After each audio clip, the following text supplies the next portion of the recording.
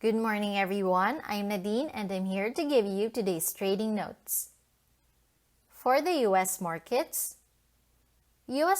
plunge as COVID-19 infections spike globally. The major indexes plummet as it took cues from the European benchmarks, as virus cases are also rising sharply across Europe. According to data compiled by Johns Hopkins University, U.S. average fresh daily cases over the past week rose to a record of 71,862.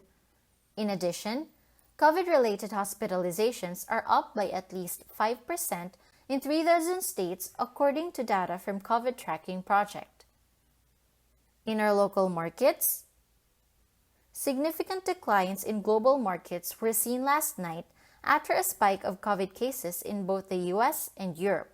France announced its second national lockdown in the country after reporting more than 33,000 cases in one day. Germany, likewise, will be imposing a 1-month partial lockdown after reporting at least 16,000 new cases. We may see the market test its immediate supports for the next few days as it takes a breather following the significant rally last week. Watch out for psychological supports at 6,300 and 6,200. In corporate news, Semirara net income fell 71% to 750 million pesos in the third quarter, down 64% year-to-date to 8.2 billion. Our view: earnings from coal declined 57% to 3 billion pesos on the back of a decline in coal and energy sales.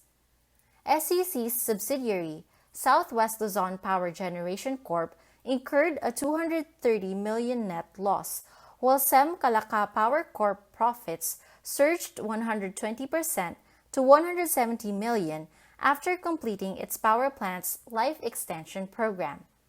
Year-to-date, coal sales fell 30% to 8.4 metric tons, while selling prices also fell by 20% to 1,712 pesos per metric ton. Note that the government earlier announced a total ban on new coal plants amid the shift to a cleaner renewable mix for the country. This should be negative for SCC as it hinges them from expanding further their capacity. Meanwhile, Pure Gold net income up 11% to 5 billion pesos year-to-date September, down 4% in the third quarter.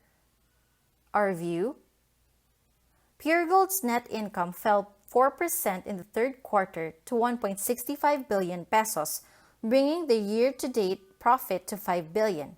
This is equivalent to only 67% of the full-year forecast, falling short of the estimate. The lower sales can be attributed to the weaker consumer sentiment across the country and potentially easing lockdown measures, reducing panic buying for grocery items. That wraps up today's market outlook. Join us again tomorrow for your daily trading notes. Stay safe!